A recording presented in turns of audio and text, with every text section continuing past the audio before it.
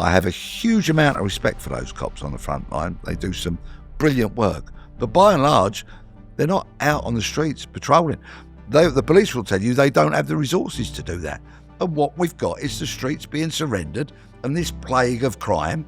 Knife crime runs rampant, car crime, vehicle crime, all of that is making this place a worse place to live.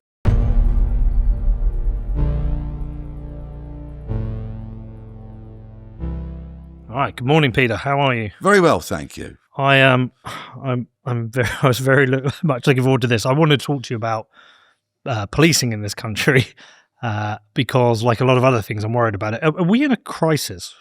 Oh, completely.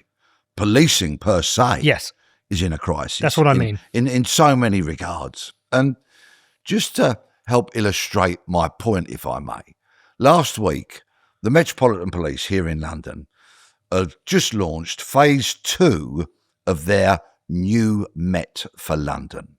It's the initiative of the Commissioner, Sir Mark Rowley, and they're rolling out phase 2.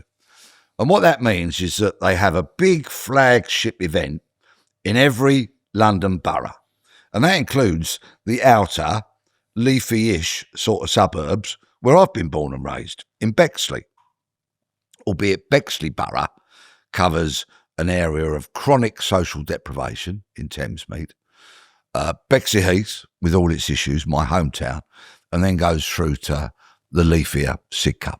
So all the devils are there in one way or another. And they launched this event. So, of course, I've gone online and booked my ticket for it. And I went with a lot of anticipation, some optimism, because I'm an optimistic kind of bloke, and my notebook and pen. And I was surrounded. I was surrounded by the Metropolitan Police, okay? There was a large cast there, which is indicative of how importantly they're taking this whole project. The most senior police officer there was an assistant commissioner called Lawrence Taylor. It's a very senior rank. He sits on the management board of the Met. He's the country's lead for counter-terrorism policing. So we're talking top brass here. There was a deputy assistant commissioner, Lou Pudderfoot, her name was. She's been promoted 7 times to get to deputy assistant commissioner, and she joined the Met in 2001, so she's still got some years to go. If she gets another 3 rungs up the ladder, she'd be commissioner. So this is an indicator of how seriously they took it. There was also a local superintendent, 2 chief inspectors, one of whom was a detective. Please don't lose the will to live while I rattle through how many old Bill there were there. At least 2 inspectors that I saw, sergeants, plain clothes and uniform, PCs, a raft of police staff with their lanyards on saying police staff. And in fairness to them, they were really busy and engaging and wanted to hear what we were saying before we went into the meeting. And huge credit to the youngsters of the Metropolitan Police Cadet Corps. I think they call them volunteer cadets now. They were the most courteous, polite, brilliantly turned out young people you could want to meet. Their shoes were bulled to the point that you could use them as a shaving mirror. You know what I mean? Yeah. Brilliant. Just what you want to see. Disciplined. Yeah, exactly. And it reminded me of 1977 when I joined the cadets all those years ago. You should have seen their faces when I told them I joined in 1977. Kind of like the year their grandparents were born, I would imagine. Year before I was born. There you go. Thanks for ruining my day. Apologies. Yeah. But it was so a proper turnout. Buffet was lovely, by the way. Is this you? Yes. There we go. That's me. 1977, fresh-faced, stern-looking, impeccable uniform. Yeah, I love it. Yeah. I learned discipline there because I was an ill-disciplined kid at school, which is why I kind of foolishly, largely flunked a lot of my education. When I went to Hendon as a cadet, they knocked me into shape in terms of discipline and fitness and all that kind of stuff. A few kids now could do with that. Yeah, absolutely. We can get into that. Without a doubt. It was very, very important. It actually shaped me in many regards for the rest of my life because I still believe in being smart if you're going to go and feature in the media or come to somebody's podcast and such like. Apologies, I'm a T-shirt. Not at all. Dressed down Monday, clearly. Right? You know, all of that. I believe in so many of those things. They've stuck with me. So it's a big meeting. High-powered people there. And after they'd spoken, all the senior officers had spoken, they invited questions from the floor. Well, I would like to have asked a whole raft of questions, obviously. How many can you get in? I just did the one. Okay. Because people were just asking the one, so I'm going to fall in line and be courteous and not in some pathetic kind of way turn it into the Peter Bleksley show. You know what I mean? That would have been utterly inappropriate. But you had a big question. Yeah, more of a statement. Okay. But so out of all the questions that were asked, and there were many, many from the floor, forgive the self-promotion here, 2 garnered a modest round of applause. Okay, only 2. My one, which the Q&A was at the end of the session, was partly in response to what the uniformed superintendent had asked, and that was that we, the community, be the eyes and ears of the police. Tell them what we see, tell them what we hear, tell them what we know. And I completely buy into that. Mm-hmm. You know, it's a fundamental of policing. So building on that, when it came to my turn, stuck my hand up. Yes, man over there in a jacket, the mic comes. And I said, if our police, our local police, were visible, known, contactable, other than via the Met Police website, in other words, if we had a telephone number for them, I think they would therefore become trusted and they would be far more likely to receive information from us, the public. And there was a modest round of applause. Nobody'd clapped before any questions. So I thought, this is chiming with a number of the audience here. To be honest with you, I got a bit of Metropolitan Police blah, blah, blah in response. And I was disappointed, obviously. The other question that got a round of applause was from a bearded fella who said he'd worked in security in that borough for 30 years. He said, I've worked the doors of pubs, clubs, restaurants. He said, supermarkets. He said, I have seen thousands of examples of shoplifting. He said, many of which I've intervened in. He said, and with my other work in security, I've had broken bones, been clumped many times, suffered numerous assaults. He said, and with regards to all of that criminality, he said, so much I've reported and very little has been done about it. So he said, in essence, with all this crime, what are you doing about it? And that got a round of applause. I think a bigger round of applause than mine did. And rightfully so. This is the public asking the questions about policing that bother them. Well, that resonates with us. I mean, you're probably having a little smile, I think, in the background there. I told you before we started, we had a problem with policing in Bedford. And there's some great police. I've met some of them. They're really great. The chief inspector's great. The PCC, not so great. We'll talk about PCC soon. On their way out. Yeah, see you later, mate. See you later, Tizard. But we based ourselves in the town centre and we noticed a lot of problems with drug dealing, drug taking and shoplifting. It become an epidemic. To the point people were now no longer coming to the town centre. Shops were being stolen from daily. People were openly smoking crack cocaine on the high street. I'm like, this is a problem. What is going wrong here? And so we put in our private security, but during that process, we kept speaking to the police and they say, make sure you report crimes. The amount of times we've heard, nobody's reporting anymore. I mean, I reckon I'm the victim of a crime at least once a month these days. Anything from someone hitting my car and driving off to stealing from one of our shops. It's just, we stop reporting it because nothing gets done. And so Peter, this is why I'm saying, is there a crisis? What's going on? Is it a funding problem? Is it bureaucracy? Is it politics? What's getting in the way of police just policing?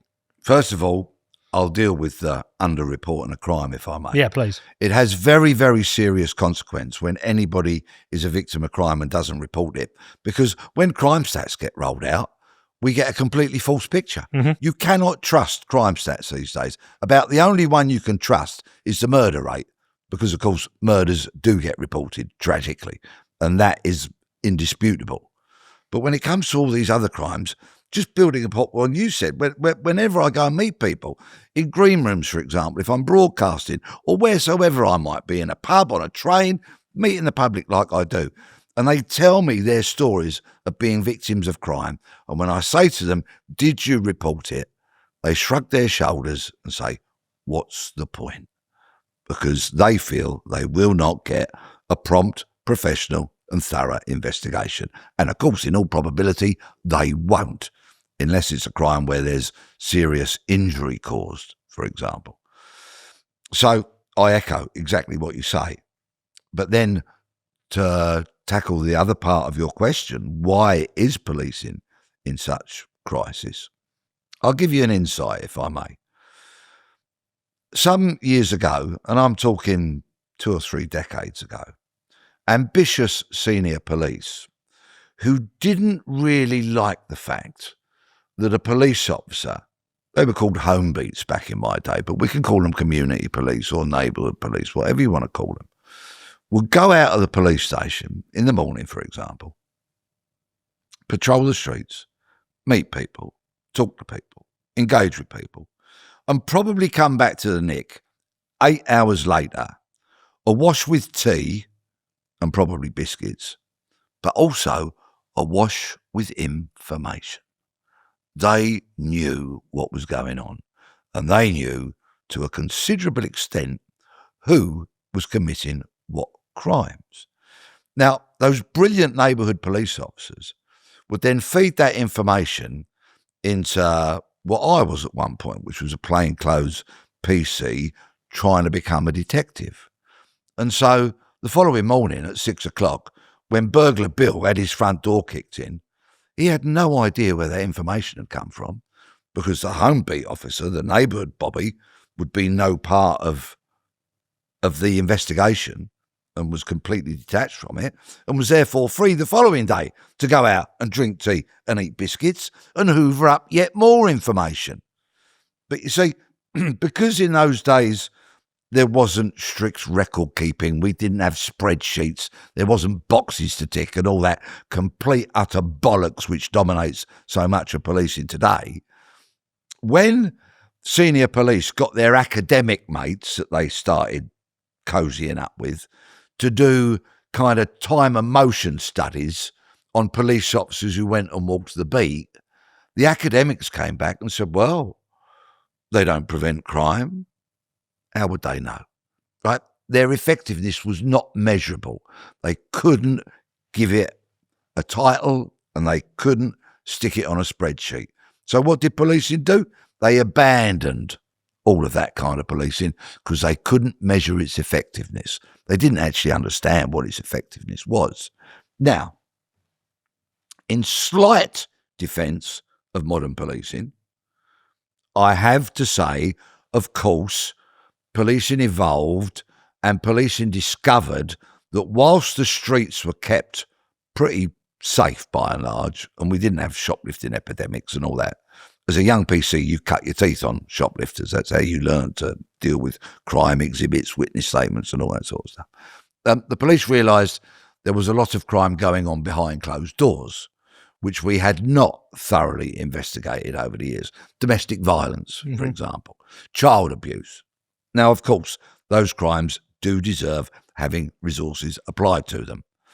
But policing did such a shift and put so many resources into that, whilst at the same time largely abandoning the streets. What's going to happen when you surrender the streets? The criminals are going to take over. And that's exactly what has happened, the length and breadth of the country, generally speaking, certainly in all our major cities and towns, because as a consequence, there's a shoplifting epidemic, knife crime runs rampant, car crime, vehicle crime, all of that is off the Richter scale in many regards. And where are the police? Where's those police officers patrolling that might stumble across such a crime or might be hearing about it from the neighbourhood? They're not there, generally speaking. We want that visible presence. I know. So when we started kicking up a fuss, we noticed they started to put some police occasionally in the town centre. And everybody appreciated the visible presence of police officers, that they can stop them and have a talk to them or just see them wander around the town centre. Yeah. It made a big difference. And the thing is we know where a lot, not all of it, we know where a lot of the crime is. We knew the HMOs that had the drug dealing from. We knew the faces of the people who were shoplifting. We've given information to the police to help them with stuff. We've been doing what you've said, but we've been, rather than them coming to us and us like pulling it from us, we've had to start pushing it to them. And I think despite whatever Sadiq Khan reports or a PCC reports, which they always tend to report really good data, I think the feeling across the country is there is a normalization of petty crime. It's a tax now, basically. It's a tax on us. You know, shops get shoplifted and they put the prices up. And we've just come to, like, some lad late at night walked onto our front drive through the bushes, broke into Connor's car, stole my sunglasses, his wallet, what else? Your headphones? Pair of headphones. About £1,000 of stuff. We report it. Nothing's going to happen of it. And we know that was happening where we live. Didn't even weekly. get a response. No, we didn't get a response, and it's happening weekly. It's just like normalization of people just go out and steal stuff. I think everyone's fed up of it. Completely. Bike theft is now decriminalised. Yeah. And people pay thousands of pounds for some of their bikes. Yeah. Now, I'm going to pick you up on something here, okay? There is no such thing in my book as petty crime or low-level crime.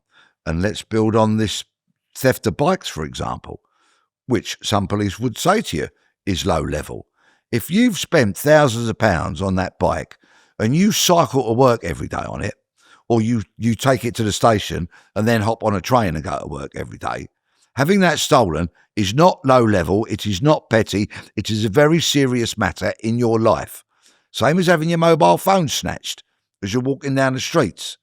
That's not low level, it's not petty, it's very important. We live our lives on these phones. You can have your bank cards in your phone holder and goodness knows what else. I know a fella had his phone snatched not so long ago with cards in it, like so many people keep.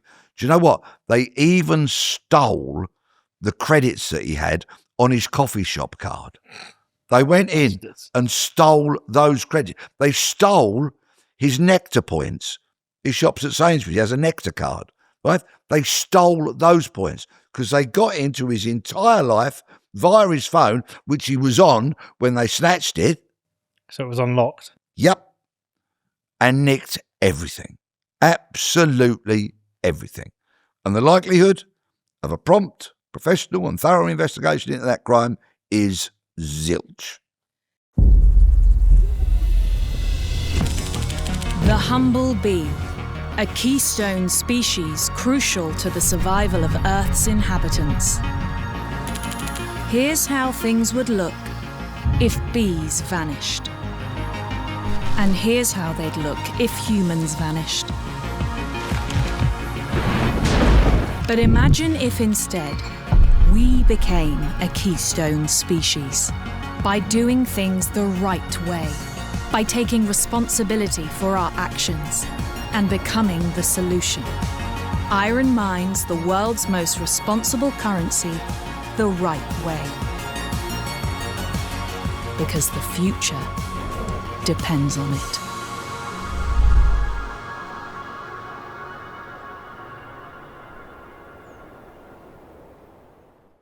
Yeah, it makes me think of, I read a lot on the broken windows policing in New York.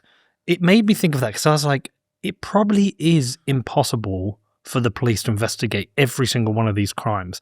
But if we start there, if we as a country say, we're not going to accept graffiti all over our underground station, we're not going to accept knife crime, we're not going to accept phone snatch. If we go and deal with that, that will bleed out into having a more effective, more disciplined nation. Safer. Nicer. Yeah. A bit more like how it used to be. But of course, uniform cops, response cops, of whom I have an enormous amount of respect for, the ones who are committed and do the right thing and are decent people. I have a huge amount of respect for those cops on the front line. They do some brilliant work. But by and large, they're in cars. Nino! And going to another call. And then Nino! Going to another call. They're not out on the streets patrolling. The police will tell you they don't have the resources to do that. And what we've got is the streets being surrendered and this plague of crime that is not actually slowly, but gradually making this place a worse place to live. Whether you're walking, shopping, travelling on public transport, whatever it may be, when you get out of your front door, a lack of police on the streets is making this place, this country, this once great nation, a worse place in which to live on a daily basis. And of course, the police, when they launch their operations, we've had a crackdown on phone theft, right? And they splash it and they get airtime and column inches. Well, I just look at that and go, this is not a story. This is the police doing their job. But it's got to such a state that when they do have a shoplifting crackdown, we searched 74 shops, we nicked this and that and the other, and we seized tobacco and cigarettes and arrested, prominent shoplifters, blah, blah, blah, blah, blah. This needs to be happening every day of the week, not in some big publicised splash where you get a couple of minutes from backside licking news outlets that want to stick it at the top of their half-hour news show. It's not a story. Do it every day. Is the problem that they've overthought policing and there's been too much political interference? Thank you. They're in the grip of academia. There you go. Policing is in the grip of academia. And part of the reason for that is 1997, thereabouts, when Blair got elected. Here we go. Yeah, here we go. Right, but I'll bring it right up to speed if I may. And he said, education, education, education. Some of those smart, ambitious police officers who wanted to climb that greasy pole of promotion said to themselves, we'll have some of that. And you know what? Back in those days, they got sent to university in police time. They got paid to go to university and get their degrees. And of course, they all came back to policing, didn't they? Right? And of course, they're from that world of academia now. They've been completely brainwashed. There is a place for smart brains in policing sometimes, right? But not to be in the grip of academia like it is.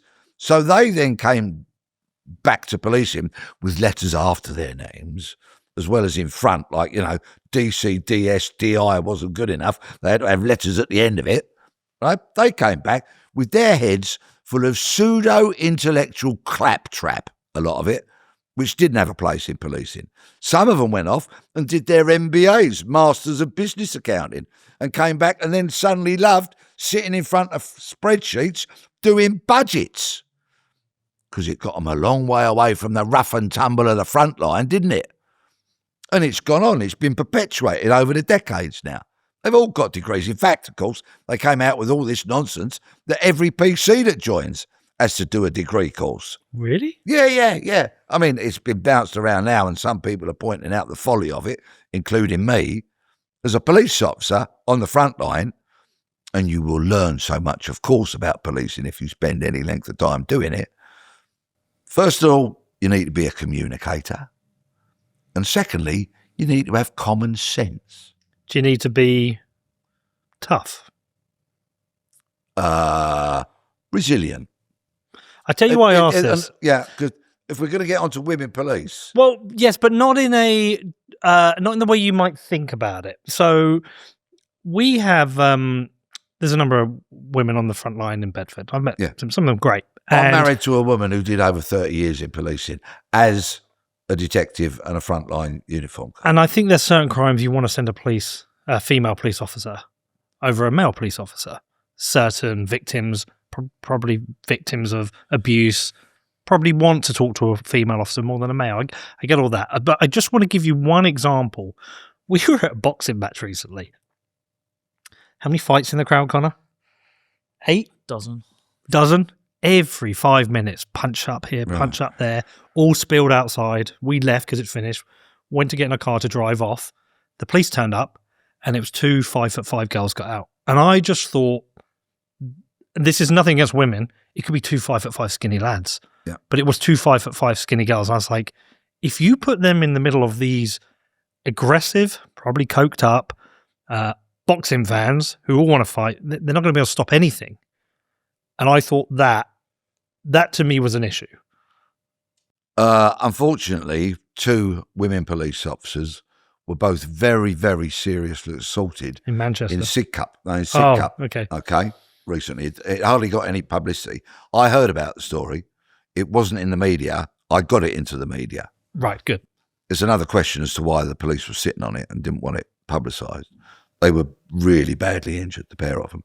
They went to a house. I remember. I do know the one, yeah. And were met by a very, very violent, dangerous man who assaulted them both extremely seriously. One has got injuries, I think, that will take a very long time to recover from. And I wish them both nothing but the best, of course. And this man went to court in fairly short order, pleaded guilty, and got a lamentably low sentence of only 8 years. Bearing in mind, he could do as little as 3 of that, maybe 4. We'd have to wait and see. Perhaps, and I say perhaps, and I apportion no blame to anybody other than the violent brute that assaulted those 2 police women. Had they been armed with tasers? I don't know. Could it have been different? I don't know whether they were or whether they weren't. But I, during my police service, which I appreciate was a very long time ago, but my wife retired from policing a lot more recently. She did over 30 years. I have worked with some quite brilliant policewomen. Absolutely brilliant. The best of detectives, undercover operatives, frontline uniform cops, and all of that. And yes, some are perhaps better equipped to do certain roles in policing, like there are some men. I worked with some men in policing who were the last people I would want alongside me if it started getting a bit lively. And they'd be found sitting in a van, cowering. You know, it's not always about whether you can land a right-hander. A lot of the time it's about common sense communication that we come back to diffusing a situation. And sometimes, they won't admit to it these days, of course, but sometimes if you got a shout to a fight and a boozer, you might just poodle there in second gear. Because if there's only going to be a couple of you rocking up and there's 40 blokes knocking 7 bells out of each other in a pub, let them finish it off. Why should you make it 42? Yeah. You know, go and pick up the pieces. Do some first aid. Call the ambulance. Policing's multifaceted and very rarely straightforward. There's always some kind of a factor to it that makes it less obvious than what you might see on a social media clip, for example. So, women in policing, I'm a huge fan of.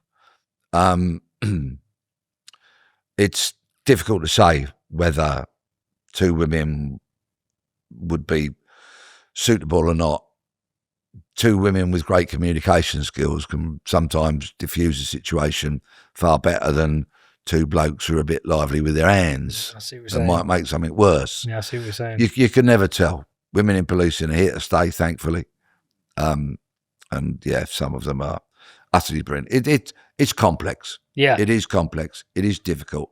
What I do think is that if we had perhaps an entirely united police service that regarded every colleague as being equal and officers were willing to patrol with each colleague on the front line, and when that shout went up, when that red button gets hit on the radio and that shout for urgent assistance goes up, everybody drops everything and attends.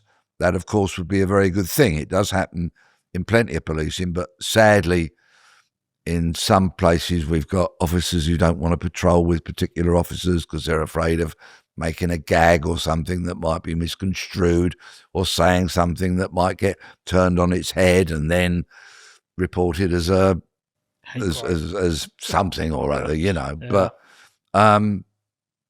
so that sounds like it's become, there's a new pressure on the police that wasn't there when you were there. oh, there's more pressures on police officers these days than there ever was when I served.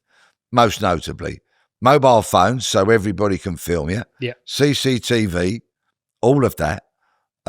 Yes, it's transformed the job immeasurably, and it is far, far more challenging, I would say, now than it was in my day. And I do have an insight because last year I went out on patrol with Bedfordshire Police Okay. for a couple of days. Do you know where in did you- Luton? in Luton. Oh, Yeah. yeah. And we spent a couple of days with the shift, literally in the car filming and what have you. And it was a great contemporary insight into how the police did it. I met some fabulous men and women, saw how hard they worked. But the one thing I took away from it was that there is, and this is not a criticism of the officers that I worked with on the front line, or should I say I witnessed on the front line, it is a criticism of policing per se, and that was that they would go to incidents and essentially put a sticking plaster on an open wound. Right. They would apply a temporary fix rather than really gripping a situation, which sometimes might involve arresting a number of people, so therefore going off the streets, being taken away, all that paperwork, all that bureaucracy, all that duplication, all those frustrations that cops have. Often there needed to be input from other agencies, other services, which was sometimes wouldn't arrive for goodness knows how long, might not arrive at all of that. There was, for me, I felt a fundamental lack of grip because they're under pressure to go to the next call. Right.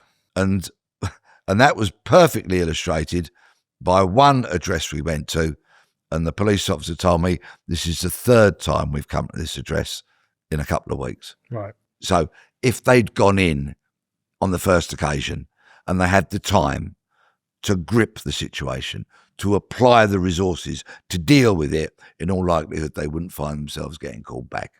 And I'm sure that's mirrored length and breadth of the country time and time again. Is it the challenge also of prosecuting? Because, I spoke locally, prosecution for shoplifting is very difficult. No, it isn't. Well, they've said the process and the bureaucracy to take a shoplifter through the prosecution is lengthy. It's been made difficult. It Yes. isn't difficult, but it's been made more challenging, yeah. More challenging than it needs to be. Well, then you go to the other end of the extreme. I've got a mate who works at the Met. Talked a lot about the organised crime, large-scale drug dealing, Albanian gangs, Turkish gangs, and the guns coming into the country. He said, we know who every single criminal is. He said, our biggest challenge is proving they're a criminal. Yeah. In a way that the court will prosecute them. Yeah. And he said, bureaucracy and rules have got in the way of us doing that job. That's not changed from my day. Okay. Any experienced, pragmatic detective will tell you there's a whole world of difference between knowing and proving. And I would say to that officer, then you need to think perhaps creatively, perhaps out of the box, as to how you are lawfully going to gather the evidence to prove what you think you know. And that's what we did. It's why we crept into places in the dead of night and planted bugs all around the gaff. It's why we tapped telephones. More difficult now, well, in some regards, but because of the volume of phones, in terms of mobile phones, but they can still be tapped into. Don't worry about that. I'm not, the spooks will deny it and the police will deny that they do it, but they do it. Of course they do it. You have to be more creative. Policing has got a little bit shy of handling informants, and that's down to the university lot, because handling informants is a very challenging thing to do. They can be real, horrible, duplicitous, slippery, conniving, scheming bastards, right? But you have to rule them with a vice-like grip, sometimes with an iron glove, an iron fist and a velvet glove. But handling informants is very, very important. It comes with grief and hassle and aggravation, but it's really, really important. Working undercover. No better informant in the world to have amongst an organised crime gang than a cop who's working undercover, Believe you me, I did it for You over a did it. decade, right? More difficult now, yes, granted. Social media world and all of that. Well, who are you? Are you on your socials? All that, and I get that, right?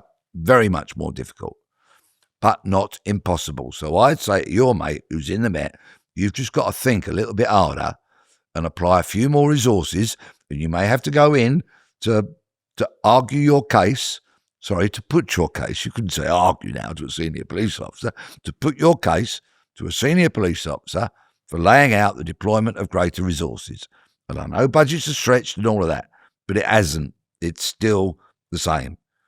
Get the evidence. Just think creatively how you're going to do that. I'm sure he said to me, he said, if they're following somebody in a car, every time they cross into a new police jurisdiction, they have to get permission. Right.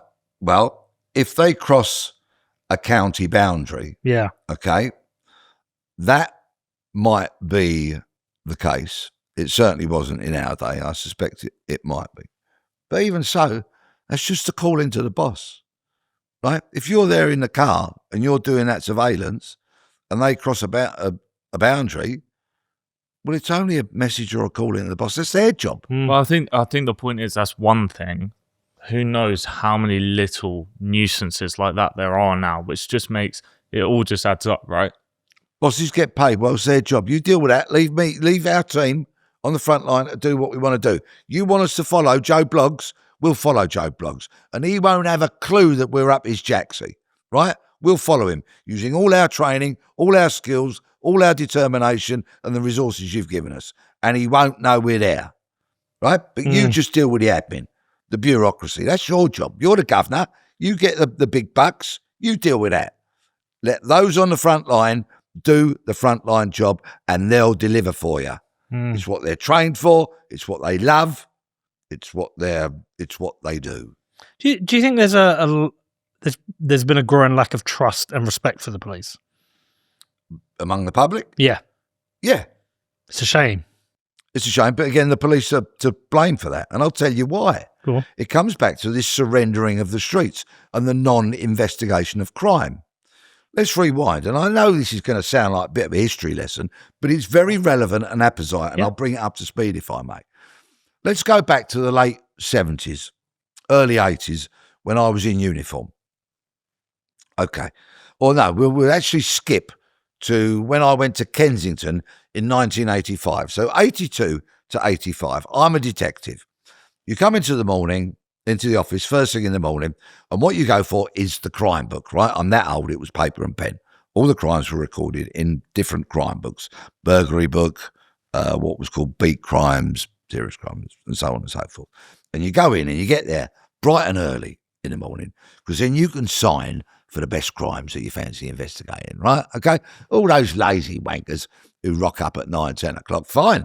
I've left you the crimes I don't want to investigate. I've signed for my half a dozen, and I'm off out to do it. Get the burglary book, right? Sign for the burglaries, scenes a crime officer, yeah? Jump in the van with a socko, and off you go to do the burglaries, right? And you visit the scene of every burglary, whether it be residential or a shop or a warehouse. You go to every burglary and investigate every crime. You've got the scenes of crimes officer with you. Okay, it's the 80s, so by and large it's fingerprints. Maybe a shoe mark you're looking for, okay? It was, forensic science was a shadow of what it is today, but still you do it and you go there. And even if you go there to a domestic burglary and the likelihood of you solving that might be pretty slim, you have still shown the victim you care, attended the scene of the crime, knocked on the neighbours' doors. Did you see anything? Did you hear anything? Yeah, funnily enough, I found a glove in my garden, which isn't mine. Did you really? Socko? Kindly go and recover that glove. Send it up the yard, see if we can do anything with it. Or, alternatively, and it didn't happen all the time, but it happened occasionally, yeah, funnily enough, I found a screwdriver between my shed and the fence. And I'm sure I never put that there. Did you really? Thank you very much. Again, socko, fingerprint it. Send it up the yard. Has it made any marks? on the edge of the screwdriver that can be matched with marks found elsewhere? Is it a tool that's been used in a series of burglaries? We would also perhaps photograph if a door had been gemmed, if a window had been forced. Photograph it, because the marks made could sometimes be matched to marks made with a similar implement, which you might find in a burglar's house if you go and search it. Right? So all those things. So the victim, even if they knew you might not solve the crime, and burglary can be very difficult to solve, you'd also given them some crime prevention advice, windows, door locks, all that kind of stuff, an alarm if they could afford it. There weren't very many residential burglar alarms in those days, but, if you're in Kensington, Chelsea, there were some rather, very good security companies. In fact, I saw a couple of vans from a well-known company outside this morning. All that stuff. So the public felt that you cared, and they knew your name, they had your telephone number, they had the crime book number, and by and large, when you left, I'm entirely confident they felt a bit better about a very unpleasant experience. Mm. And you did that loads of times that day. So you were actually doing really good community policing, if you will, engaging with the victims, making them feel like you cared. Likewise with car crime, theft from a car. Okay, the window's been smashed. You go with the Socko. Can you dust it? Have they tried the handle before they broke the window? Dust it. And sometimes you got results. You got it back from the lab and they said, yes, we've got a match with this fingerprint. And you go, great, where do they live? Let's go there at 6 o'clock in the morning and take their freaking door off the hinges and handcuff them and drag them down the neck. Happy days. Love it. And the public really felt that you cared, and we did care. I knew back in like 78 or 82 when I was at Peckham and you had the burglary book, the home beat officers that I spoke about earlier, awash with tea, biscuits and information, they would come in the morning and look at that burglary book, and if there was a burglary on their beat, they were livid. They really took it personally. We hated crime, but in particular, we hated criminals.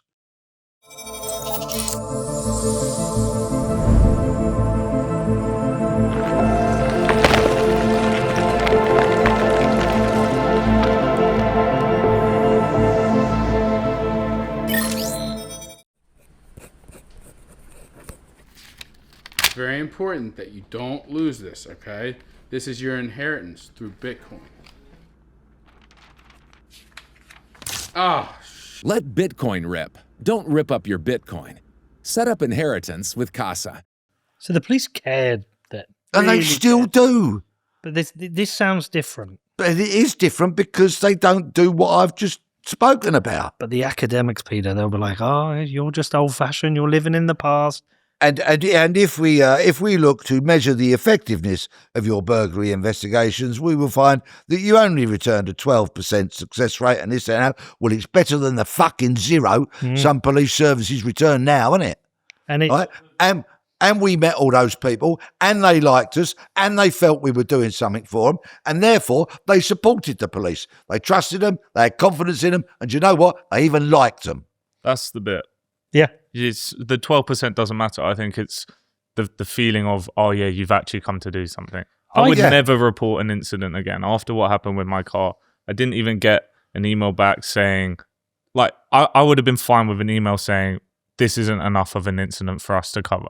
But I didn't even get that. I was just left on red. There you go. So why would I report? And there then you go. Cry. So consequently, you think the police don't give a shit, and you don't give a shit about them. Am I right? And the funny thing is, locally, when the PCC put out his stats, no one believed them.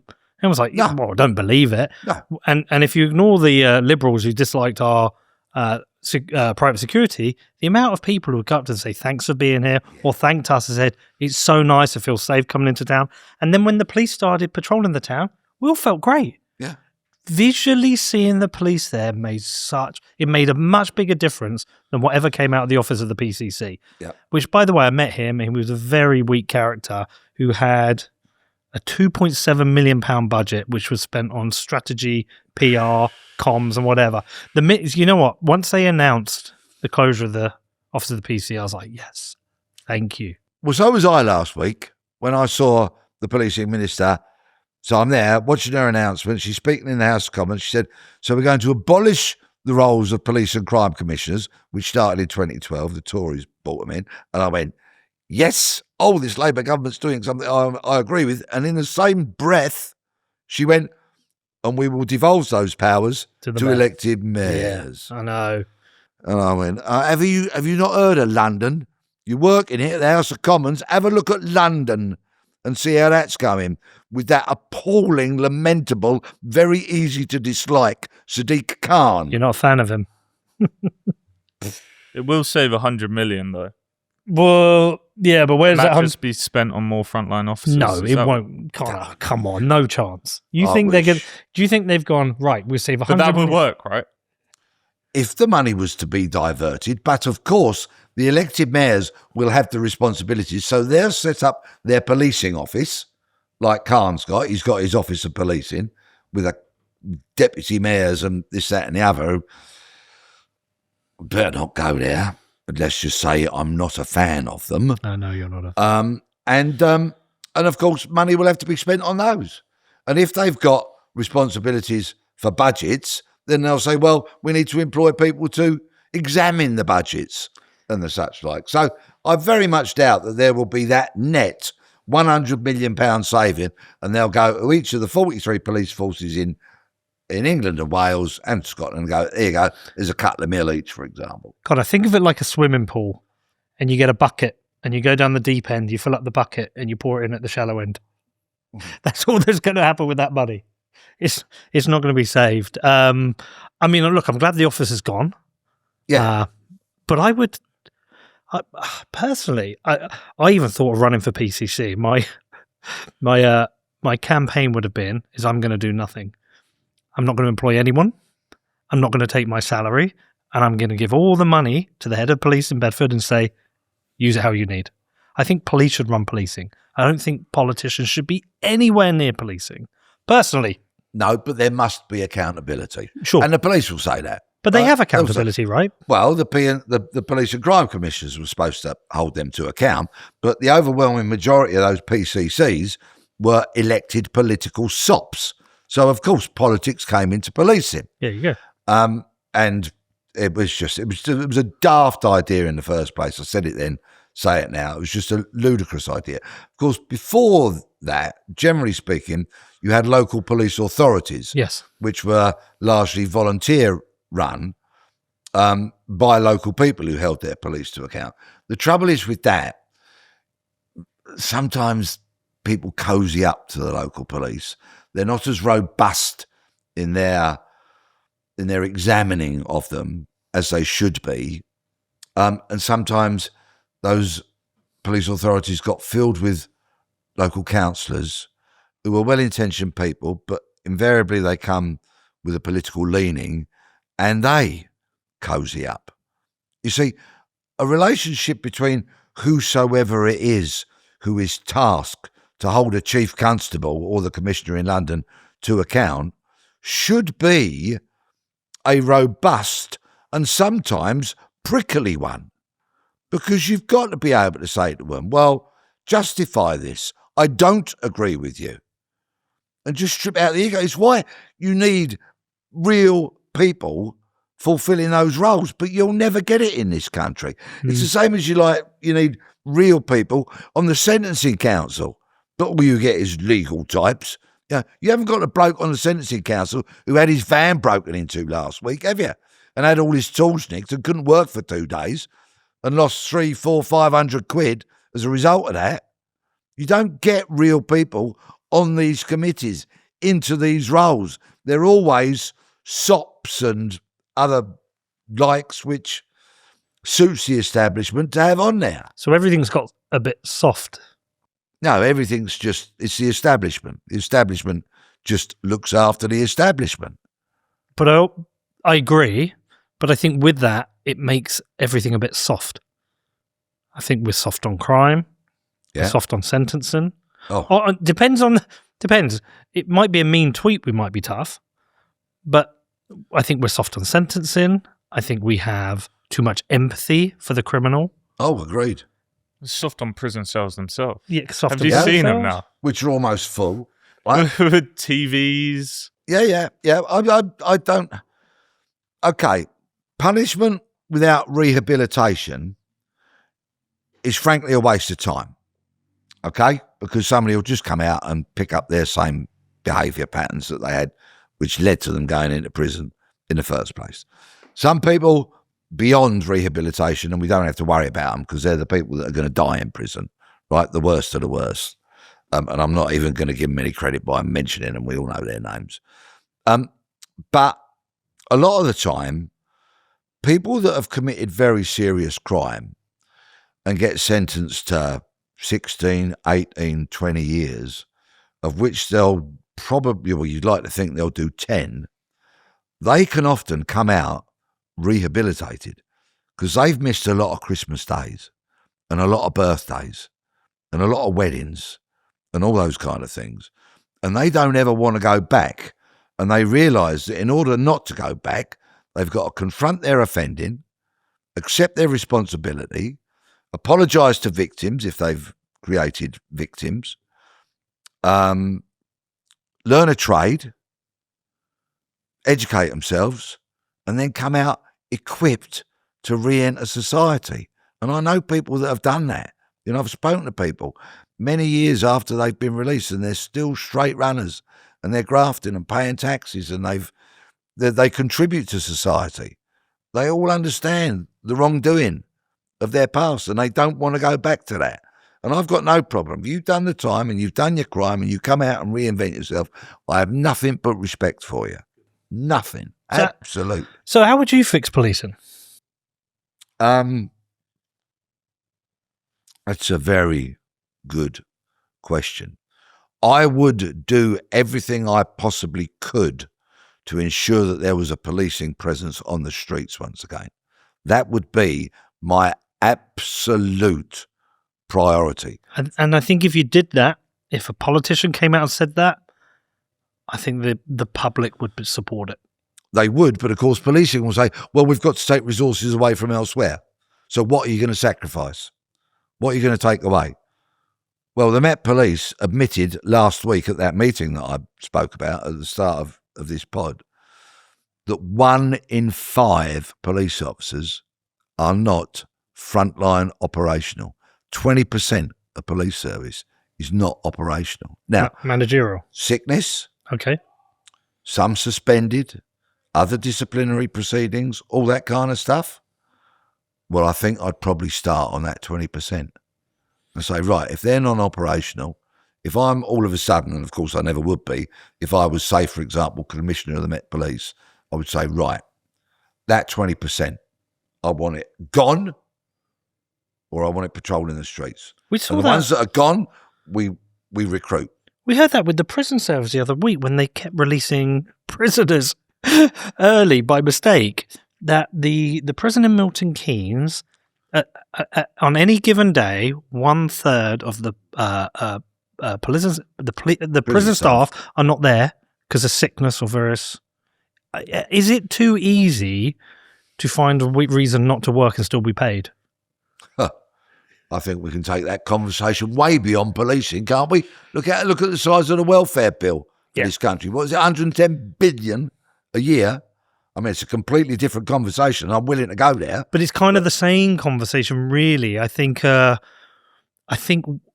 the country, I mean, look, like so many people I know are leaving, but across the country, I think we've shifted too much power to those who want to either grift the system, who want to use excuses not to work, and who want to, and then still want to give all the blame and responsibility to the government. I don't know what we've lost we've lost so much. Or have a grievance in some way, shape or form. Right? I'll tell you what's happened as far as I'm concerned.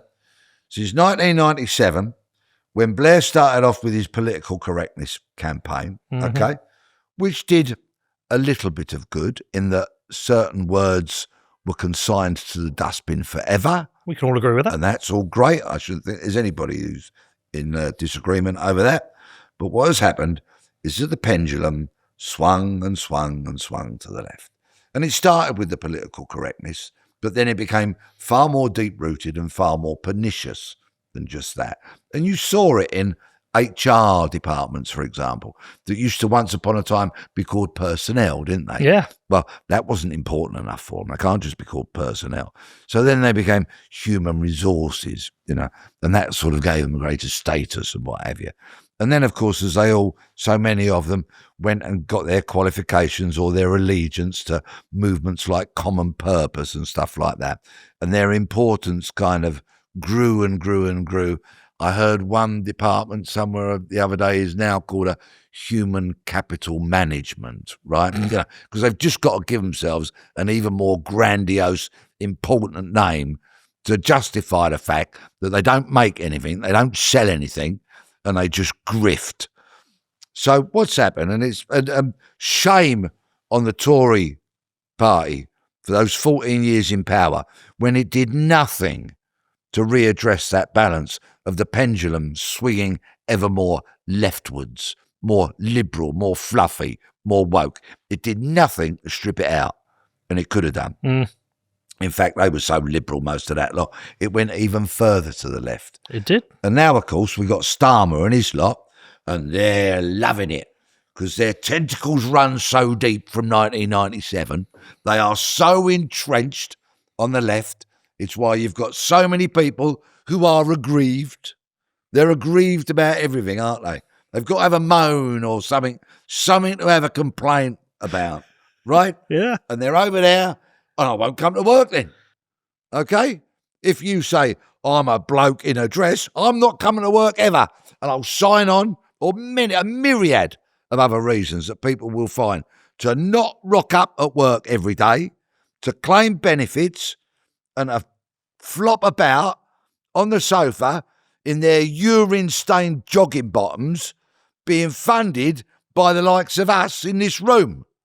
Now, all right, of course, we have people who are genuinely disabled, of course. And we want to help them. Who are genuinely poor. More than we do now. Yeah. More than we do now. Give them more. Make their lives better. But there's a proportion that are enjoying that pendulum swinging ever more leftwards because it gives them the opportunity to chance their arm and, pardon my language, take the piss. Now, what we have to do is get that pendulum swinging back somewhere back towards the centre, where common sense may reign, where people can say, bosses can say, you haven't come in for 6 months. We don't really think you're very well. You're very poorly, rather. We don't think you're necessarily poorly, so we're letting you go. And whereby they can then, I mean, if this new employment law came in, it's a that was nightmare. Angela Rayner's freaking baby, if that comes in, there'll be no such thing as probation period. I know, it's a disaster. It's a disaster waiting to happen. You know, I always say, as an employer, generally, for me, I get rid of people for one or two reasons. I can't afford you or you're shit. That's it. Right. If I can't afford you, then I should be able to get rid of you because you want the business to still be profitable. Viable. Yeah, so profitable, you can employ viable. people and pay your taxes. And if it's shit, I want to get rid of you because you're no good for my business. And do you know what? The best thing for you is for me to be able to go, if it was, say, Connor, I'm getting rid of you because you're shit. And then you have to go and face the fact that I've told you you're shit. And you have to go and go, well, what did I do? Well, I was late 3 times a week, and when I was mucking around on my phone, maybe in my next job. And if you keep losing jobs because you're shit, then you're going to have to change your ways. But if you keep being told, well, every time they get rid of you, it's their fault, and you can have a tribunal, and you can get money off them and not work, you're conditioning people that they can be a permanent victim. I hate it, Peter. I hate it. It's, I grew up having to work. I had paper rounds and a milk round, and then worked in a shop, and then in a factory. I had to work. That boy has had to work. Yeah. And I'm sure when everybody had to work, and you did anything, you worked. Yeah. Yeah. But seeing as we're slanting this somewhat perhaps towards younger people, Yeah, let's talk about it. this is I'm very passionate about what I'm going to say next. Okay. Okay. Our youngest two are 23 and 24. Yeah. The 24-year-old finished uni, worked for a year because his girlfriend was finishing off uni, worked for a year up north. Then the two of them did that very indulgent middle class thing, and they went travelling, or as I called it. You know, we're going travelling, we're going to discover ourselves. Piss off, you're going on a long fucking holiday, right? That's what I called it. And whenever I hear these kids saying travelling, they get the same response. Anyway, they went off and did that. Then they came back, and they're now having a long-distance relationship. They're still together, gratefully, but she's gone and got a job in Leeds, terrific, and she's loving it. She's loving working. And our boy's just got a job, and he starts next Monday. Fantastic. But had a long, arduous route to getting a job, like so many young people are these days. And I find this out because I spend time with my kids. Our other boys are a year younger. I spend time with them. I know the travails and the challenges they're facing in getting jobs and all that kind of stuff, and how difficult it is. And, of course, we speak to our friends who have got kids the same age. So I've pretty much got my finger on the pulse in a certain regard about all this. And the youngsters, by and large, have my sympathy. The ones that find an excuse to flop about and do nothing and get benefits, of course, we've touched on. But now, politicians who are not in power are increasingly saying we're going to have a crackdown on benefits because we want these young people to go back into work. Okay, fine. If the crackdown is on the justified ones and all that, I'm fully supportive of that. But get them into work. Doing what? Have a look at the amount of people that are unemployed, and then have a look at the amount of jobs there are, right? The unemployment number dwarfs the amount of jobs that are available. So not everybody's going to be able to get a job. And of late, I've been asking some questions of people who work in the financial services sector. Banking, accountancy, financial advice and the such like, monitoring people's portfolios, but predominantly banking and accounting. And I have found a number of companies that have outsourced what would be entry-level jobs to India, right? Because it's cheaper. So things like in the accounting world, what one accountant said to me was the grunt work, right? So the physical going through the receipts, kind of reconciliating the numbers and all that kind of stuff. All outsourced to India, cheaper, right? Banking, so much of their work, outsourced, India. Now, why have they done it? Through rapacious greed and their craven love of money. That's why they've done it, because it's cheaper. So anybody from the financial services sector that wants to talk to me about their patriotism, how they're patriotic, right, will stop outsourcing work to India, you greedy bastards. Well, there's another... And give entry-level jobs to so many of the kids here now who want them. And I will finish in just a minute, right? I understand that in some years to come, those jobs may not exist because AI might do them. But I'm told that is a little way down the road as we speak. So why not show your patriotism, bin off cheap labour in India, and offer entry-level jobs to young, talented people who will work hard, and through that pool, you might just identify some talent that is going to lead your organisation or manage in your organisation in 5, 10, 20, 30, 40 years' time. I half agree with you. Okay. Let me tell you where So the half I don't agree with is the bit where I'm not fully against the outsourcing of jobs. A company wants to be profitable, but I think some are being forced into this. So I was chatting to a chap I know who runs a business. He said, look, I can take people on in the UK But the minimum wage now for an 18 to 20-year-old is, say it's £10. That's actually 40% higher. Counting for inflation from when I was 18, the minimum wage is higher. But it's not just the minimum wage. It's I have to give 12.7% time to holiday, sickness, maternity, paternity. They have full employment. If these new employment laws go, it's like it's so hard to find good people, but if they're not good, to get rid of them. I'm much better off outsourcing it. It saves me a lot of hassle, and I think the problem is that we've had successive governments now, through the Conservatives and now Labour government, who aren't actually pro-business. They don't understand the unintended consequences of everything they do, and so that back to the pendulum. Yeah, back to the pendulum. But I think we can look at all of this through the lens of government, because I think the problem with recruiting people is the same with the problem with the police, probably with the NHS, is the pendulum, the academia, and just the sheer size of government and how much they want to get involved in. They don't. There's this great book I think Frederick Bastiat wrote called The Law. It's all about the unintended consequences of government, and they come up with, they think, of great ideas that have a destructive result for us and our economy, I think. So I think there's that. But then I would throw in education. Education has become indoctrinated. Yeah.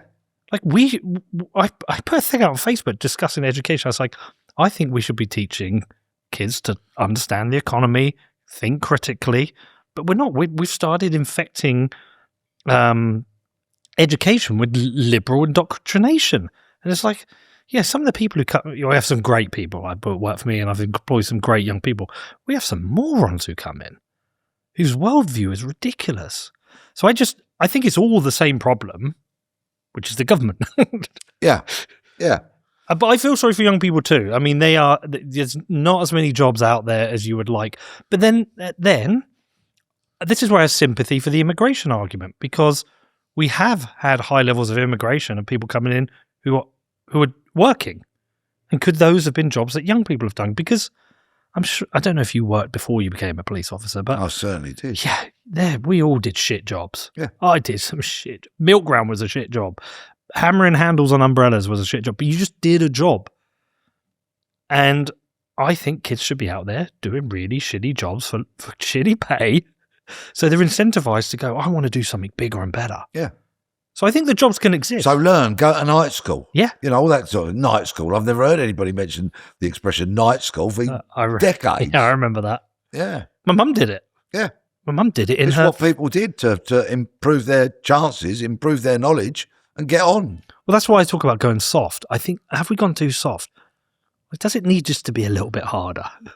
Yeah, I think we are undoubtedly far too fluffy as a nation than we ever used to be. And look how expressions like stiff upper lip have gone. Britain used to pride itself. We all said Britons have a stiff upper lip. And that was because we'd just deal with it and get on with it, wouldn't we? To a certain degree. And those kind of things have gone. So on this podcast, you are definitely hearing me talk about Bitcoin a lot. Well, why? We live in a really strange time with governments driving inflation with their reckless spending and endless money printing. There is a way out of this. There is a way to protect your money, and that is by stacking Bitcoin. I've made loads of shows about Bitcoin. You can go and research this, you can go and read the books, but the truth is, it is the hardest money ever created. If you are interested in protecting your financial future, it's time for you to get on the Bitcoin train. I've been stacking Bitcoin personally and through my businesses since 2017. It's protected me, it's secured my family's future, and it also strengthens all of my businesses. So if you want to start stacking Bitcoin, where do you do it? Well, for me, it's with Gemini. They're a fully licensed, full reserve exchange and custodian, so they give you a secure way for you to buy and own your Bitcoin. There's no risks and no funny business. So if you're serious about stacking Bitcoin the right way, head over to Gemini.com, which is GEMINI.com. You must look around at this country and think we've gone mad. It sounds like it. Yeah, I do think that politicians for decades now have fundamentally failed us. I think the grip on our public service of this fluffy, woke, liberal bullshit is massively detrimental. And when they talk about growth, this government and its obsession with growth, well, imagine if so much time wasn't taken up with employment tribunals, grievance procedures, and all that kind of stuff, and people were actually at their desks doing some work. Imagine what that might do for productivity. I bemoan the lack of manufacturing in this country. We've still got some manufacturing, and it's brilliant. Our energy costs are too high. Oh, yeah, don't get me started, because that draws me inevitably towards moribund Miliband and all of that. And I'm not a climate change denier, but I went to Hunstanton a couple of months ago. Sunny Honey, as somebody told me it's affectionately known as. And we had a lovely time. And their cliffs are very interesting to look at. They've got, I think it's the Cretaceous period, okay? Somebody will tell me that I've mispronounced that and I'm just an uneducated oaf who left school at 16, and I'll take that on the chin. I think you got it right. Did I? Well, thank you. And if you look at Hunstanton's cliffs, they are different coloured. There's different colours. And that is according to the sea levels as they were many millions of years ago during the Cretaceous period, when the sea level was massively higher than what it was, and the average temperature was 25 degrees. The average temperature. Sounds nice. So, yeah, doesn't it just? Oh, where do I put my jacket? So, because the planet has been entirely different in terms of its climate in the past. Yes, of course, I'm not denying mechanisation and the industrial age may have had an input, but I do tend to think that Mother Nature is a very wise soul and that she will probably find a way. Yes, we can do our bit, but we don't have to have it as some kind of national obsession that's costing us a lot of money, making our standards of living lower and thereby making life just a little bit more shitty. What's the point of doing that? Surely the whole object of being here is to make life a little bit better. Well, when did the government last improve something? It's a really tough question to answer. How long have we got? It's a tough question to answer. When did it? I mean, I was too young to understand what Thatcher faced when she came in and what she did. But my dad, we had a conversation this weekend. He said when she first came in, it was tough. The nation was not in a great place. No, it wasn't. But she rebuilt it. He can say objectively the country got better under Thatcher. She improved the economy. She improved our respect on the global stage. And then I think since then, well, it didn't get better with Blair. It didn't get better with the Tories. And it's not getting better with Labour now. So we've had essentially continual decline since the announcements of the poll tax. And of course, no politician and none of their policies are entirely perfect. We could talk about things that Margaret Thatcher did that have found out to be pretty bad ideas. Yep. But that said, she was a commitment politician. She was a principled politician, and she stuck with her principles and she committed to those, whether you liked her or whether you loathed her. And for that, she has my respect. I don't like politicians that get blown around by the wind. I like politicians who are principled and who are committed, even if I'm not necessarily in agreement with them. But for politicians making things better, look at Blair, okay? They will say, supporters of Blair, who have probably now got promoted to be head of human capital management, right? They will say, oh, look at the schools, look at the hospitals, and all of that. Funded by PFI, private finance initiatives. There are still, and this one slipped under the radar, I think, that many, many people are not aware of. There are still a considerable number of fire stations that were rebuilt during Tony Blair's era through public finance initiatives. Those fire stations were then leased to the fire service, who now pay huge rents for those fire stations in which they eat, sleep, drink, and dash out to save people's lives. Okay? They are charged, the fire service are charged if something breaks.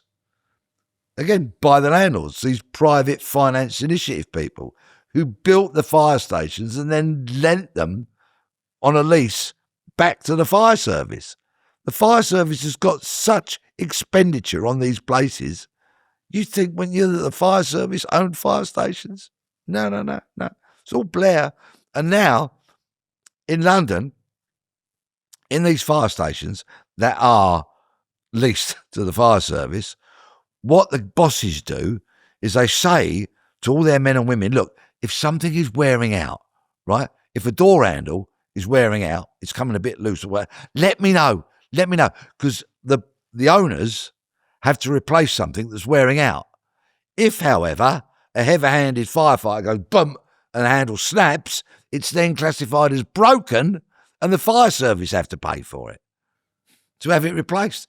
I mean, it's bonkers. There you go, Blair, thank you for costing our fire services. Now, all these years after you've left power, costing our fire services lots of money. Just a small example. Let's not get on to hospitals and schools and all that. But I bet the same rules apply if it was a PFI built hospital. You know, if it breaks, the hospital has to pay. If it wears out. Anyway. Well, that's got worse. But can you think of anything that's got better in the last 20 years? Courtesy of the government. Courtesy of the government, yeah, because I might need a very, very long time to think about this. I've really tried. I've tried to be generous. I know something. Go on. I know something, right? And it's not really down to the government, but it was commissioned and construction on it began under whatever government it was. Channel Tunnel? The Elizabeth line. I'll give you that. It's the brilliant. Elizabeth line. Yeah, it is brilliant. It is wonderful. I can jump on at Abbey Wood, which is about a 15-minute drive from my house, and go all the way to Reading on one train. And Heathrow, of course, and all of that. And it's a good train. Yes, wonderful, yeah. Yeah. Yeah, it's terrific. So I would say the Elizabeth line. See, when we do big, major infrastructure in the UK, okay, it'll overrun and it'll cost a lot more money, but we do it well. Well, I like the Eurotunnel. I do. Yeah. I the other week I had to go to Paris, and the weather was going to be bad, and I booked the train ticket, and we're 40 minutes from St Pancras, so I got on the train in the morning. That was great. And I know it overrun, probably lost loads of money, but it was pretty good. Yeah. Oh, it's a wonderful thing. Still to this day, it's brilliant. Go in your car. I mean, we've been on holidays in France where we've took the car when the kids were young. Pack it all up with stuff, so you can have a relatively inexpensive holiday. We didn't have much money at all when they were tiny. And have relatively inexpensive holidays. You drive on this train and whoosh, it takes you through. Brilliant. But if you look at services, the NHS has not improved. The policing, it appears it's not improved. I don't know about the fire service. I've got to say, I don't know on that. I'm still confident with the fire service, and if I have a fire, they're going to turn up. Border security is not as good. Have we got any? But we've got some. Have we? Yeah, they're well, they're all on holiday at the moment. Our legal system's got a lot worse. Everything's too slow and too expensive. And this is where I come back to, and the conversations I have with people is like, at what point do you realize like swapping a party might not be ever going to fix this? It's the mechanics of government now, I think, are fundamentally broken. I try and go, will that new party and that new leader, are they going to actually be able to do anything? Or? Well, now I think whosoever wins at the next election will need at least 2 terms to strip out the tentacles that were sown in 1997 and have now got so deep and have captured so much of British society. Certainly all the public services, health, policing, education, universities, all of that, they're entirely captured.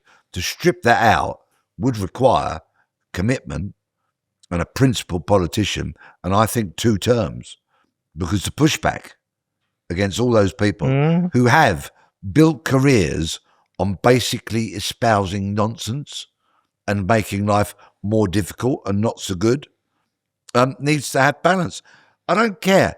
If you're a bloke who wants to wear a skirt to work, right, that's a matter for you, but you go in the gents' toilet, right? You don't go in the same toilet as my missus. You sound so old-fashioned. I know. I mean, call me old-fashioned. But if you've got the tackle you were born with, mate, you're going in the gents with me. And I promise not to laugh at you, right? If you want to stand next to me and have a piss wearing a skirt, that's a matter for you.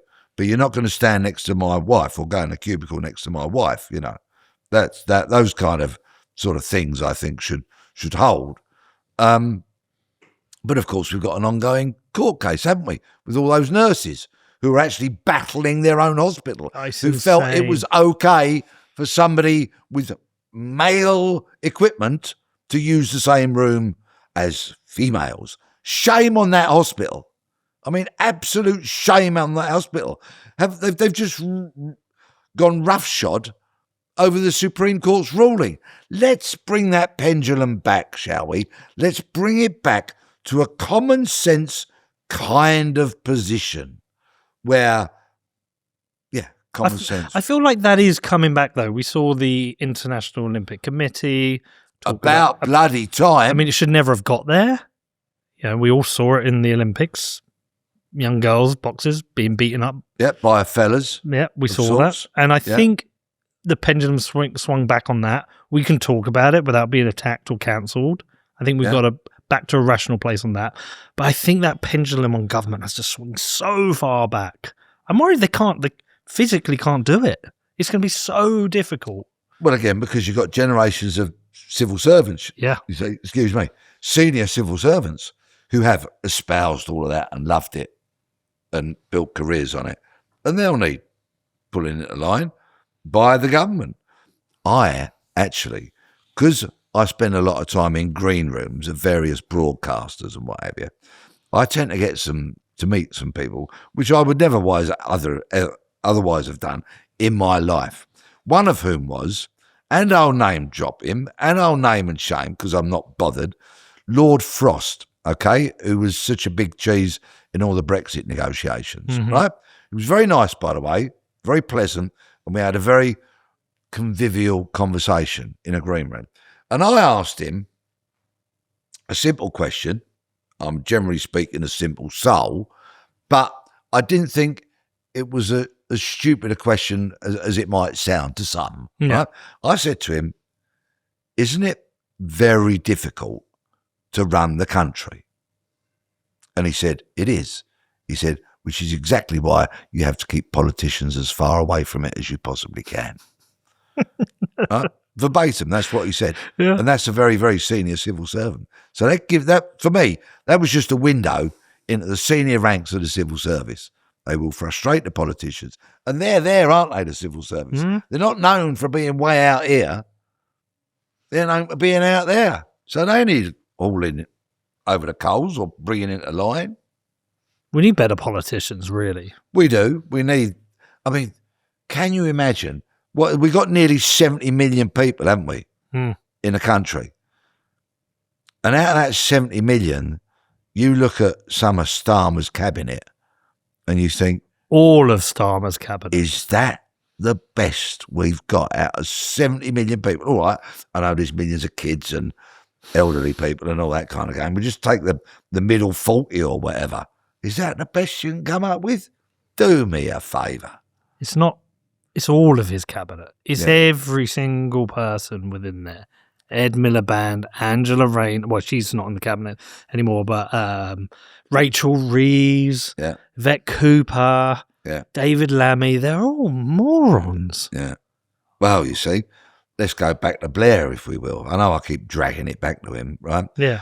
But those tentacles he implanted in 1997, he was able to do it so effectively and basically hoodwink us all to such a degree because we didn't know how fundamentally he wanted to change the nation, because he had actually, and it grieves me to say it, but he had some smart people on his team.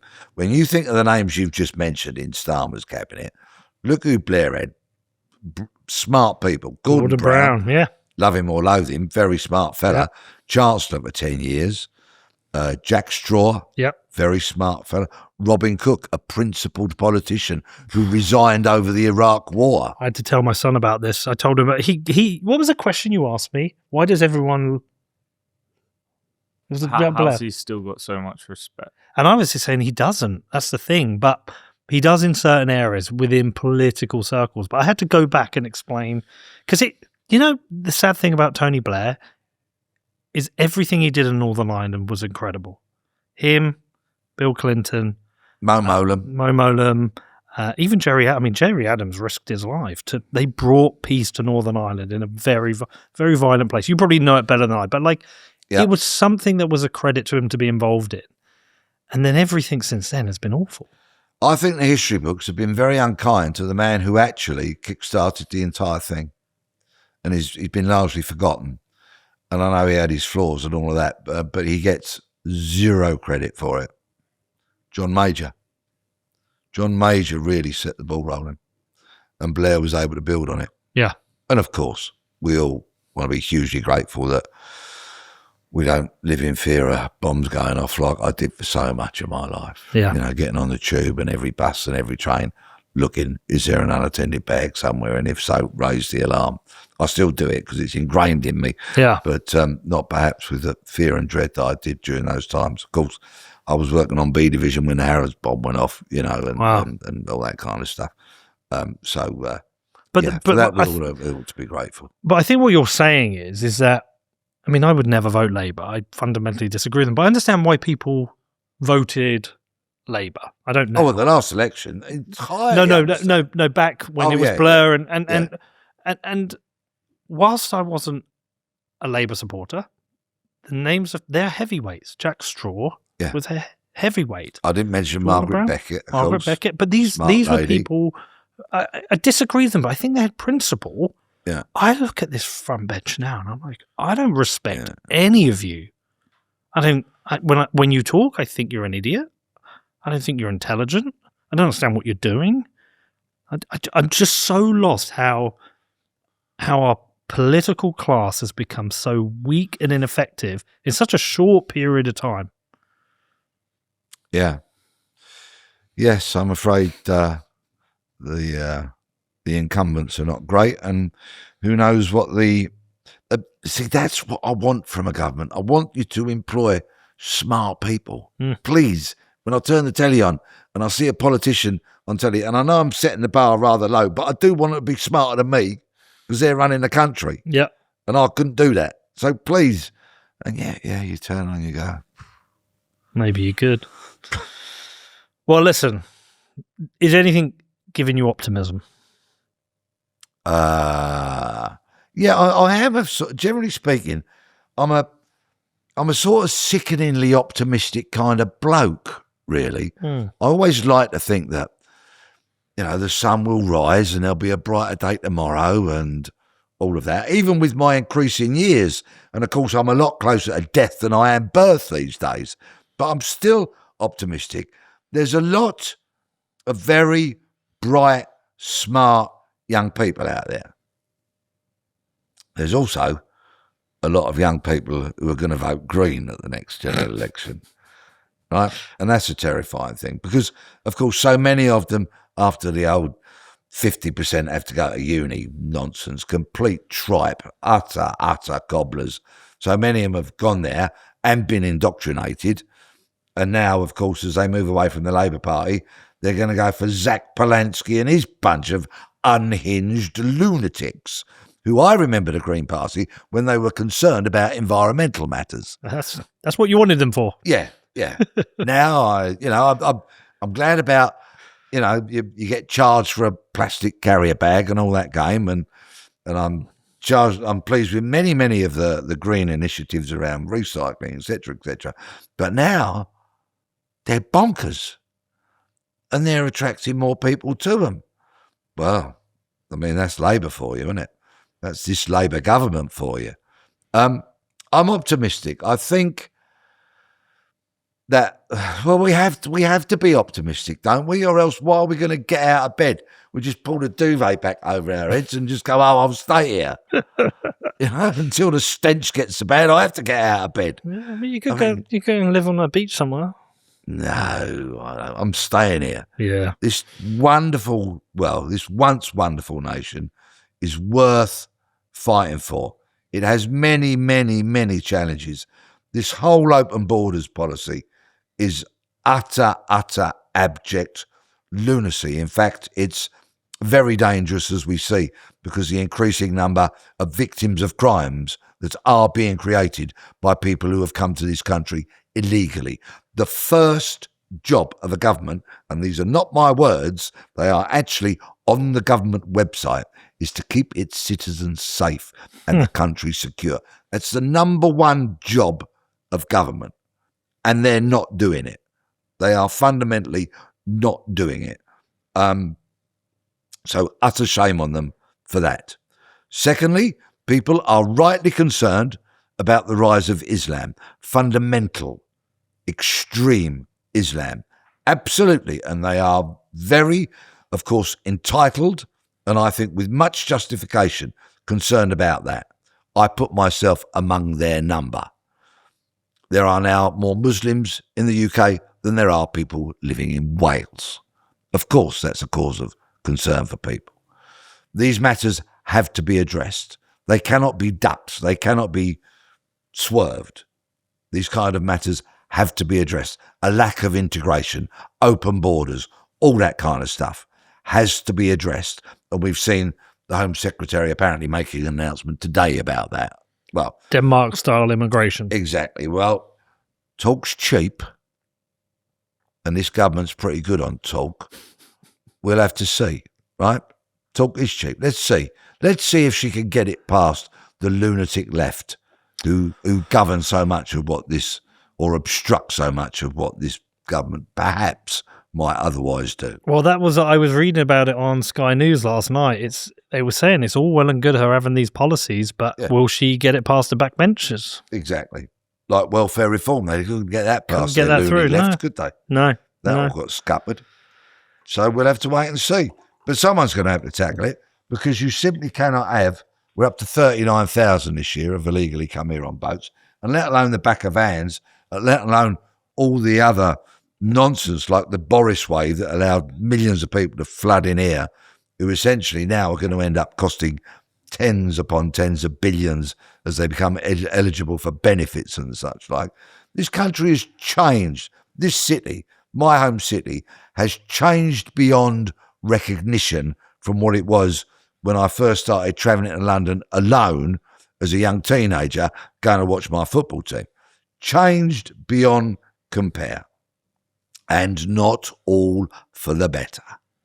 I fully understand why people have a nostalgia for Britain, London of the 70s, the 80s, the 90s even, people who are now in their 60s and 70s and the such like.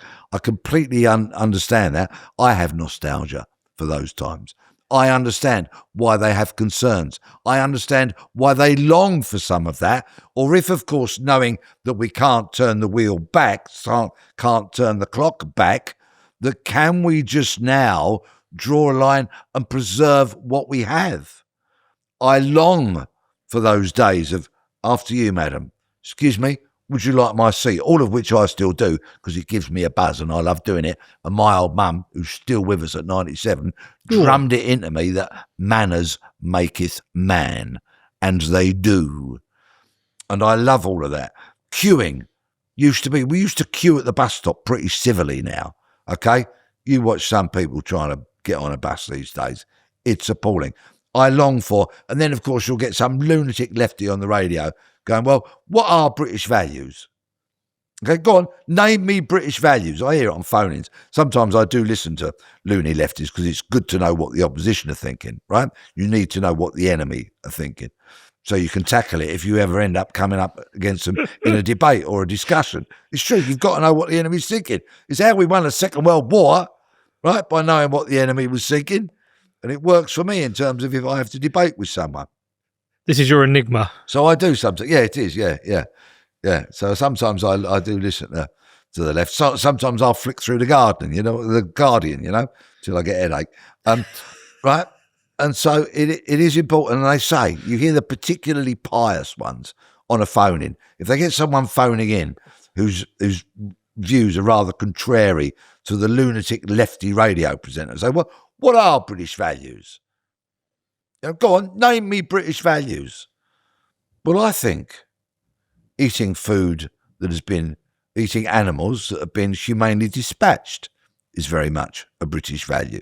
It's what we always did. It's why we developed the processes over the years to make them more and more humane, to make them as humane as we possibly could. I think that's a perfect example of a British value that we've altered over the years and many, many millions of people treasure, for example. Shove that up your pipe and smoke it, Mr. Looney Left radio presenter. Are you talking about James O'Brien? He's not the only one. I know, but he's the worst. He is not the only one. Yeah, right. Now you've got me on at LBC, right? Yesterday morning, okay? I'm doing my invoices on my laptop and I'm thinking, right, I'm going to listen to one of the really unhinged ones, right? Matthew Wright, okay? Mm-hmm. He does a breakfast show on LBC at weekends. Please do not waste your life listening to him. I do it for you so you don't have to, right? I'm listening, and at one point, he's talking about why relationships fail, okay? I'm thinking, okay, let's have a listen to this. One of the first callers was a lady of Nigerian origin who spoke about how our relationship with the man she was with, who was of Jamaican origin, right, fell because of familial pressures. In other words, racism, right? They were racist. The Jamaicans were racist towards the Nigerian family were racist towards the Jamaicans. Would Matthew Wright call it what it was? No. Would he call it out and call it racism? No. Because in their lunatic world, the only form of racism happens is when a white person says something about someone who's not white. Then the next caller, right? You can imagine. I do shout sometimes when the radio's on, right? Till my wife tells me to shut up, or she said, what are you getting hot under the collar about? The next one, right? Absolute gifts these were. A lady of Bangladeshi origin, okay, ringing in to tell why her relationship with a man of Pakistani origin didn't work because of, yes, pressures from both families about who their partner was. In other words, racism. And would he call that out? You don't have to answer, obviously. And that's the left. They don't like inconvenient truths. No. They really don't. Well, that's why I think I struggle to get lefties onto this podcast, because their arguments don't stack up to scrutiny. In LBC's favour, I do like Nick Ferrari sometimes. Yeah, I'll listen to him in the morning. If I can't plonk myself in front of the telly, and I'm getting ready, he's my getting ready and doing jobs listen to. He'll hold them to account a little bit. Yeah. Well, listen, look, I think it's good we can talk straight and honest these days. And I think you're about the most straight-talking person we've had on it. Anyone else gone? No. And I think it's good. I think we have to have these conversations. I worry about the future of this country for my kids. I've got a 21-year-old Connor over there. We've got a 15-year-old. I want them to have a country like I had growing up, which is one where they have to work hard, but they're rewarded, and the government doesn't interfere with everything they do. I think the pendulum's swinging back. I'm confident of it. I hope it does. Otherwise, we'll leave. But yeah, I hope it does. And Peter, look, it's great to meet you. And I hope we fix the policing as well. I 100% support your idea. We should have more visible policing on the beat. Visible, known, contactable will equal trusted. Exactly. Thank you. Appreciate your time. Thank you very much for having me. Thank you. And thank you everyone for listening. We will see you soon.